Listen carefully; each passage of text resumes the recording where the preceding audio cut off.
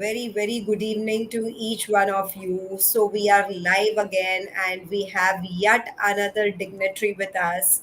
But just before we start, in this fast and evolving business ecosystem, governance is no longer just a compliance, it is much more beyond a compliance. So, it is all about the capability, the credibility, and the community that we build together. And platforms like Mentor My Board are revolutionizing how directors and businesses can engage with the future. So, by becoming a part of MMB, members don't just get expert advice or expert led mentoring sessions, but they actually step into the curated ecosystem of learning, of visibility, and leadership. So, if you want to be part of such an ecosystem, you must log into www.mentormyboard.com, which is absolutely complimentary, and you must explore the platform too.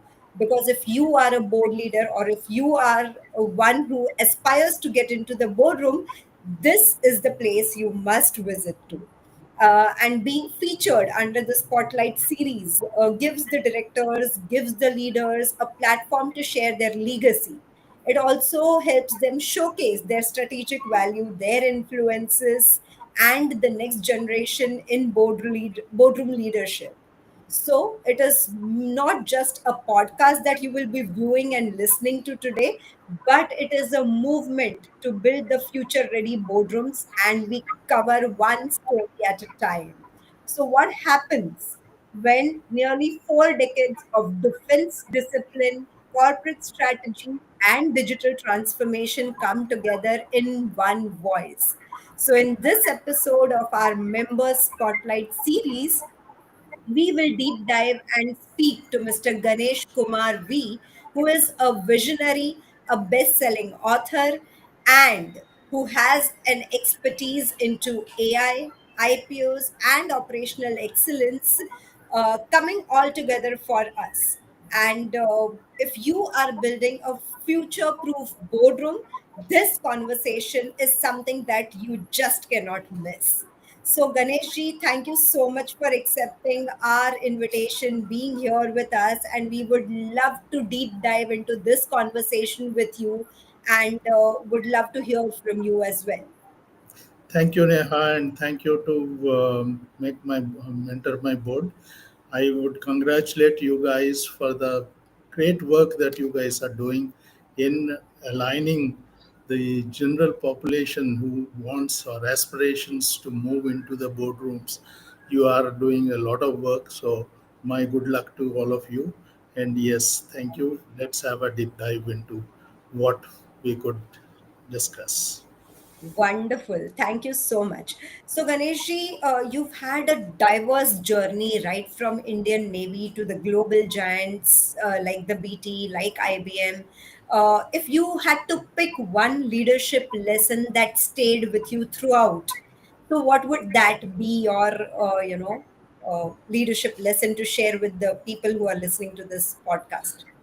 One direct aspect that has built our lives in the services, not only in services, it has helped me even in the industry when I moved out, Mhm. is discipline and integrity. These are two aspects that have been core in my basic day to day living in the services, and it has helped me in even the large MNCs and the large clients that I have worked with. They have really appreciated these core skills that are the core habits or the value of life that I could demonstrate. Basically, has seen me through all these 40 years is one aspect that I could tell is if people can have the basic discipline in their life and integrity, work with integrity. The role of basically the board would be these two, built on these two core values, people will automatically start giving value to that board. So nice. And coming from a Navy person, I was sure to expect this, that, discipline has to be there. And definitely integrity is, those core belief systems that are inculcated in any of the armed forces or any of, the security forces that we have today. So thank you for sharing that with us. And it so resonates with the boardrooms too. So that is a perfect match from the Navy to the Indian boardrooms that you've kind of created for us. Thank you so much. And just before we transition to our next, discussion or deliberation, I would also love to mention here that you are free to use the comment section. So if you're joining us from LinkedIn, from YouTube, or from Facebook, please post your comments in the chat box, speak to us, ask questions. If the time permits, we will definitely cover your questions too. So feel free to use the chat box, and we would love to hear from you while we are discussing here. So I the will. next question that I would want to hear from you, or would want to, speak to you about, is the digital transformation. So we hear so many things about digital transformation these days. In fact, I would say there is a noise about digital transformation. But from someone who has led it at a scale, and what does it actually look like when it is done in the right way?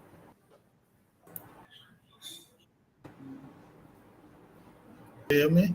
I think we got disconnected for a Yes, I second. can. Yeah, yeah, yeah. I can hear. Yeah. Okay. Could you hear the question, or you want me to repeat it? Can you please repeat it, please? Yeah, so I was asking you about the digital transformation these days, and we hear a lot about it, right? But from you, who has someone led it at a scale, what does it actually look like when it is done in the right way? Actually, it is not about adopting technology, Neha. This has got multiple aspects of or dimensions, I would, on boardrooms and the companies as well. For example, let me say it affects digital transformation, affects us in how they govern the company, how they make decisions, and how they foresee risks and opportunities all through this digital transformation. It is a way of competing, keeping the competitors away if they follow it in the right way. I said dimensions. Now, let's see what dimensions can be there. For example, it can be a direction in not by adopting technology, but it's a kind of strategic foresight. It helps them to see the future, see the risks, take actions. Earlier, it used to be the gone are the days when the board chairman or the board members would say, "Okay, IT director will take care of it." Gone are those days. The boards have to take the responsibility of co-owning the responsibility of the risks and the whether it is aligned with the corporate strategy. Let me also give you the next dimension. For example, cyber risks. Today we have cyber risks left, right, and center. If people are careless, people are making boards accountable. The chairmen of a lot of companies had to resign because they lost very important critical customer data. Compliance regulators, they demand explanations from the board. So it is a responsibility of the board to see that they align with what is our strategic cyber policy. Are we compliant with it? What are the protections that we have put in place, etc., etc. Now let's take the next subject on that. For example, AI adoption. Now, Hmm. AI adoption, we keep hearing AI, AI, it's a buzzword. But do you understand what is it? Do you understand how does it apply to our company? Do you understand the risks that you are getting into? Do you understand what can happen in case the AI system fails? Do we have the ethical framework for it? There's a lot of these aspects which come into play when these disruptive technologies are being brought into the company. Yes, you have to bring it, there's no two ways about it, but having brought it, are you in a framework that you can manage it to the betterment of your company, betterment of the society, betterment of the nation, etc., etc.? These are some of the aspects that one has to take a call on. Now, real time decision, how does it affect me as a board member? Real time decisions. You can have these technologies help you in taking predictive analytic decisions. They give you predictive analysis. But again, as I said, it's very important. You should know how is it generating the predictive analysis. Am I going to blindly believe in it, or is there a system by which I can question it, look at the ethical framework, see what is actually driving it? I today don't even question OpenAI. OpenAI gives me some answer. Now, is that right? Is that wrong? Is that been made with some biasing behind it? Now, yes, there's a lot of biasing which goes into these AI frameworks. So, our models, you got to be ready to face it, put systems in place, put human in the loop in place to ensure that we have it to our advantage. So, these are some of the aspects that matter in as far as digital transformation is concerned. But we should use it to make sure that it drives you in the positive direction, and I'm confident it helps you to take you in that direction. I think you've covered, I mean, a wide range of aspects and amazingly well. Each aspect, I think, if we deep dive into, can last for a longer kind of entire session in itself. But Yes. I'm keeping it a little short and coming back to only AI and automation and the transformation of the IT service delivery, the delivery part, right? But there's also a risk. And how do boards strike that balance between innovation, resilience, and still making that growth and taking the right kind of decision? So how is it that the right balance can be struck between all of this? You have to ensure that you anyway we said business continuity and disaster recovery or the resilience part. When we talk Yeah. of AI and resilience, make AI a part of the strategy, BCP and Hmm. DR strategy. Ensure that you have a framework to build AI into that system. That is number one. Number two, when you are making it such an independent such a critical system, now you should have a fallback. That means if AI doesn't work or AI gives you a rogue response, what is the way that you are going to respond to it? How are you going to evaluate the options that the AI system is giving you? How, what kind of model evaluation have you done? What again I mentioned earlier that the ethical framework. This is very critical. If you look or read through my book, I have covered a full chapter on AI ethics. Now, ethics is a chapter that we don't understand at this level, that what can be the impact on biasing, ethics, and the fairness, the transparency. A lot of things go into a model. Model training itself is a big subject. It can take days of discussions for us to understand these aspects. But then, as a board responsibility, these people will have to know what they're getting into, how to ensure that you have a fair and free, transparent system running, and then what is the fallback if my AI system fails, how to Hmm. ensure that I fail over. And lastly, but not least, I need a human in the loop always. That means every decision that the system is giving, the so-called human in the loop has to evaluate, is this correct? What were the conditions under which this decision has been made by the system? There should be an audit trail of how was the decision taken, what was decided by the human in the loop or the director concerned, and how was it passed. Because if I just pass a decision made by, say, a system, predictive analysis, a financial forecast, for example, for a company that this year I'll make lots of money. What is the basis of that? Have you been able to question the ethics of that system output? And how do I fail over? If this fails, what is the fallback system that I have for the AI system? These are some of the questions that one has to keep in mind there. I think this is wonderful because having a plan B is always what we have kind of, thought about.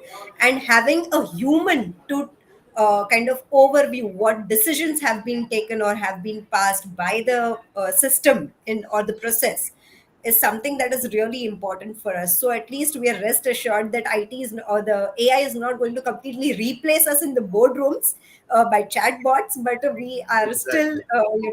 going to overpower them by having a view, or having a vigilant view, and applying our own brains. So that gives a little comfort, because now AI coming in all the places, it is also entering into the boardrooms. This aspect, I think, becomes really, really critical for people to kind of analyze, observe, and understand. While you were, speaking about AI, you did mention that you have written a book, and one entire chapter goes on AI ethics. But I understand you've written multiple books. With one being used, which is 70 plus universities, in 70 plus universities. So, how did writing shape up your thinking as a leader, and how important is that thought leadership for today's board members? One, and the another is, which is that book that people must read on AI? So, your thoughts on that?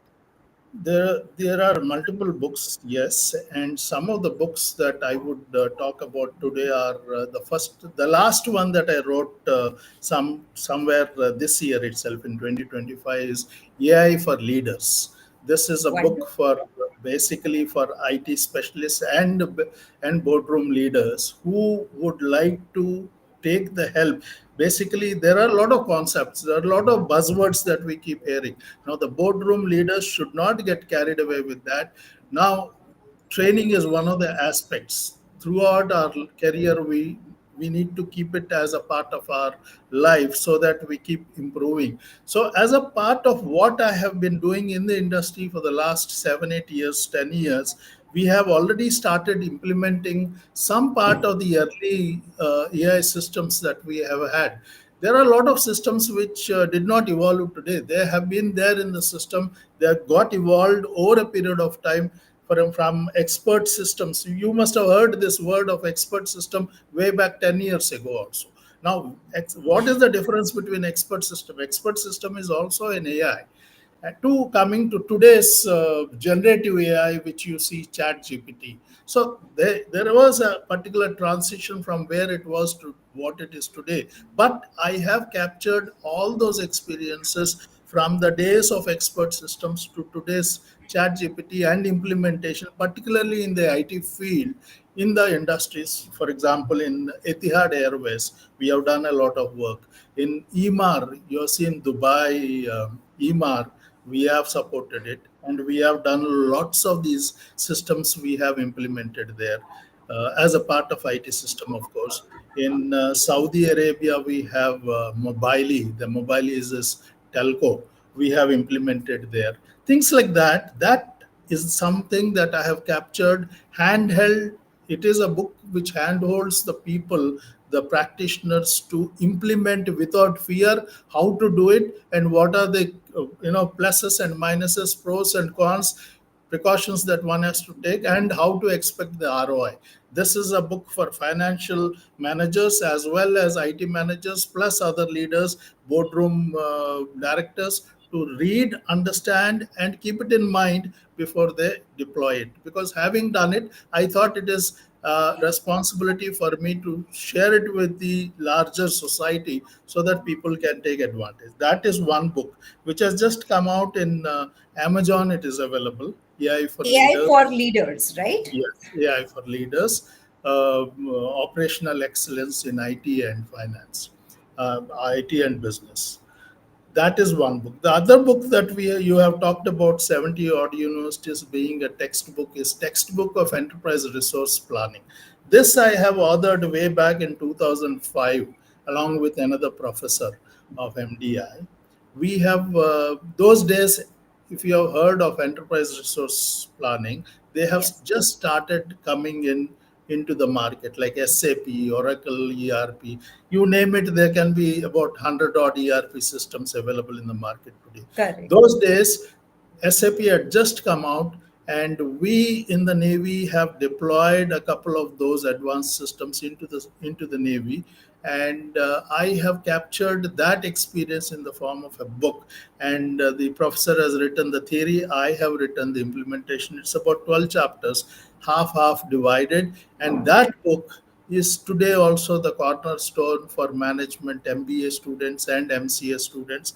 About 70 odd universities in India still follow it, and it has been published in 7 odd languages across the world. Wonderful, wonderful. That's an amazing achievement, but more so, it is a wealth of knowledge I feel that you have put together in terms of 12 chapters, and definitely a pickup for each one of us who is hearing this. If you could be kind of, if you could mention it in the chat box post this session, we would be really happy to go through it. And on the platform of Mentor My Board, there is a resource section where there are a lot of books, so would be really happy to have your book being featured there as well, so that So people can directly buy from the I will platform. I will pass it on. I will pass Yes, so on. please share the link so that we can have it on the resource section of Mentor My Board platform too. Definitely. With this going ahead, your Navy background is really fascinating to me because you've kind of written a book. You have, applied so many theories from Navy, the basic principles which we spoke about in the beginning from the Navy to the corporate world. So, how has this shaped your approach to governance? To managing the complexity of the corporate world is something that I want to deep dive into next and would want to hear from you. Now, I was in the Navy for about 24 years. I Wow. became a captain in the Navy, and I was director IT when I quit Navy in 2004. 1980 I joined, and 2004 is when I took voluntary discharge. And then when I quit Navy from Naval Headquarters, that was the time when IBM wanted me to join them, and that's the time when I joined IBM. Thereafter, it has been another 20 odd years in IBM and other MNCs like British Telecom. I have served across the globe. And that is where we have, as a part of IBM and British Telecom, that I could serve larger clients where I said about $1 billion deals that we have closed. In fact, I have served and delivered those. People do sign these sale deals, which are these are called strategic outsourcing deals, SO deals, and they have been all in the range of $1 billion, whether you name it Etihad Airways or Idea Cellular, Bharti Airtel, Vodafone. All these have about $1 billion deals with IBM. They are long-term deals, and IBM supports it in full term. Now, you have asked me a specific question of how my naval background has served me both in the Navy and in the industry. Let me share a glimpse of that. I already mentioned that there are three core aspects that have been a part of my life. One is discipline, second is integrity, and third is strategic foresight. Now, these three will help you whether you are in the services or whether you are in the industry. In fact, in the boardrooms, you will need it all the more. You compare the way that there are uncertainties, whether in the services, you are in a war zone, the uncertainties that you don't know, you are prepared for it. You are looking at 360 degrees, you're getting prepared for 360 Preparation. degrees attack. Yeah, same thing happens actually if you convert it into the boardroom scenario. I'm not talking of whether it's a small company or a large company. The risks are same. The board faces these risks and challenges always, so you should be ready to handle it, provided you have your core values. I mentioned that the core values are uh, discipline, integrity, and foresight are required. Strategic Now, foresight. with Yes. these being the core foresight, you have the mission first mentality in the services. Mission, come what may, you have your mission. You have to achieve it. You have to achieve your goal with whatever resistance, whatever hindrance, whatever problems you have to achieve it. But at the same time, adaptive, you have to adapt to the execution of that. Now, execution could come with a lot of variations, uncertainties, as I mentioned, but still your goal doesn't change. Uncertainties may be there. You might not have the resources that you thought will be available, but suddenly there's a change. You should be flexible to change your requirements, but goal remains the same. Whatever is the achieved goal, required goal, that remains the same. The uncertainties will decide what is happening in between for you to take a decision. Now, having said that, what exactly would you do in case of situational awareness? Now, all kinds of problems are going on. You don't know what attack will come from which side. Similar thing, what market situation happens, what happens to the financial conditions, what happens to the resource availability, what happens to the manpower, what happens if the expected plan doesn't go well. All these are the problems, and this is where people have to work for a 360-degree awareness and be ready. What is the risk that I have not seen? For example, let's take a large deal that I have worked on. Let's not name the client, but one of the large deals that I have worked on, the the deal is signed. We have to deliver that. Now if you don't deliver, the penalties are huge. Hmm. I'm talking of millions of dollars. If a particular aircraft doesn't take off on time from tarmac, you pay millions of dollars per hour. So you got to ensure that everything, and a lot of these airlines today is IT sensitive. That means pilots have that iPads with them. Everything is on that. If something doesn't work on that, he is not going to take off. He doesn't take sign of the risk. So you have to ensure that everything is available. Now, under that scenario, how are you going to work? There is a huge amount of pressure, but still you can't break. Now, another thing that you got to do is your integrity is going to save. Come what may. The tone at the top with your personal credibility, people will value you. These are some of the important aspects that board members have to keep it in mind and ensure that they will rise to the occasion. Great, great. I think it is a wonderful piece of advice. And we've almost kind of neared the end of the discussion, but I still would want to love to hear from you that, as part of this community of Mentor My Board, where we are building stronger boards for tomorrow, from your experience, what shifts do you believe today's directors need to make to be truly future ready?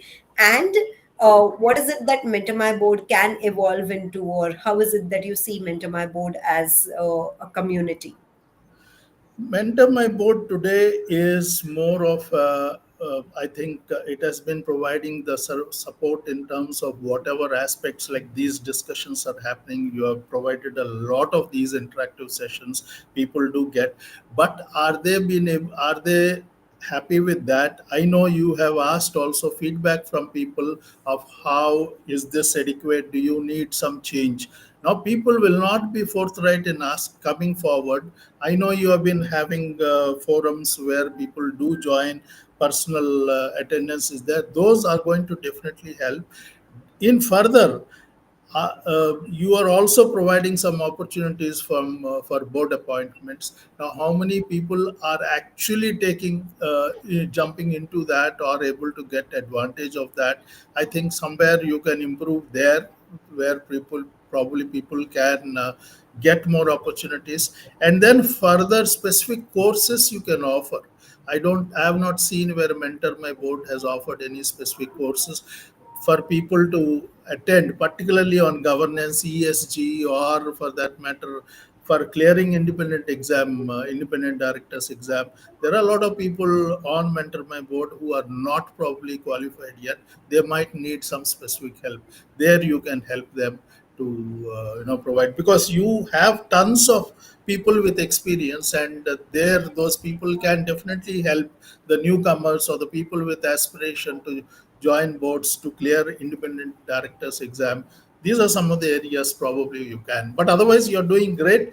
The service itself, the concept of providing this platform itself is great, and I have seen other platforms. They're not as supportive or as helpful. They're more probably financial oriented than this. So that's a great move from your side.